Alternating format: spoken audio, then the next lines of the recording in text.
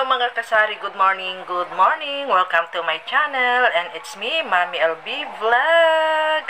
And for today's video, ang gusto kong i-share na naman sa inyo, pasensya na mga kasari kasi ako ay namamalat. Ayan, so ang gusto kong i-share naman sa inyo ay kung handa na ba kayo sa darating na undas mga kasari. So ngayon, ang aking isi-share naman sa inyo ay kung ano yung mga items na mabili sa aming tindahan pag ganitong undas. Ayan, ako ay magsisimula dito sa kandila.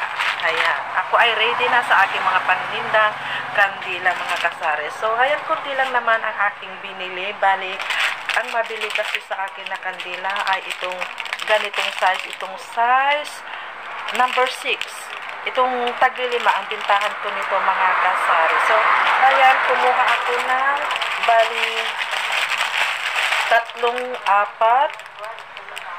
na balot na yung size number 6.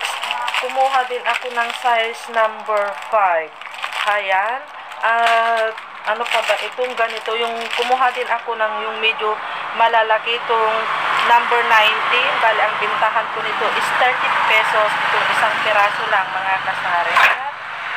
Yung ganitong size number 4 yata to. Ang bentahan ko nito is 8 pesos. At ano pa ba? Yung size number 16. Bali, ang bentahan ko nito is 10 pesos. Ayan. At ano pa ba? Yung posporo. Posporo, ready na rin ang ating posporo. Pero yung mga bulaklak mga kasari ay hindi mabenta sa akin. Ang mga bulaklak, hindi ako bumibili ng mga bulaklak kasi ang bulaklak ay nahihingi lang dito. Ayan, kumukuha lang sila dyan. Kung sino yung may mga halaman na namumulaklak ay humihingi na lang sila mga kasari. Kaya hindi uso dito yung bumibili ka ng bulaklak. At ang isa pang pinaghandaan ko talaga ay ito, wait lang mga kasari. Bali, ito pa ang isa kong pinaghandaan, itong paintbrush. Bali, ako ay kumuha na or bumili na ng 2 boxes. Itong number 3 ang size niyan mga kasari. Ayan. At itong 2.5.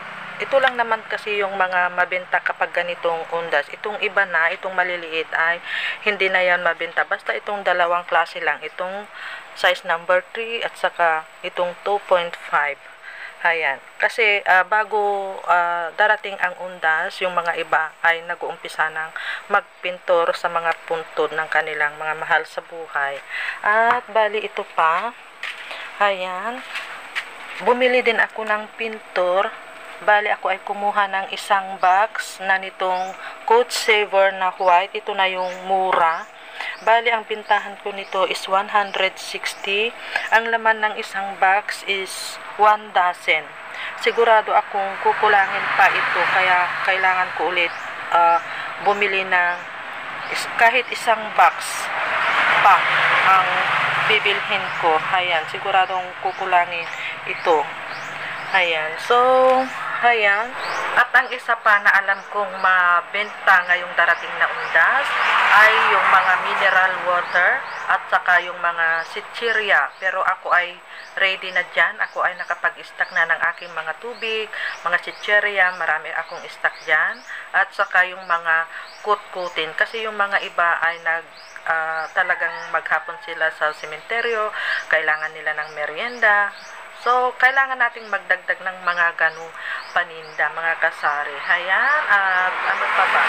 Yun lang naman ang alam kong talagang mabenta dito sa aking store. Yung kandila, posporo, lighter, yung paintbrush, pintor, yung mga kutkutin, mineral.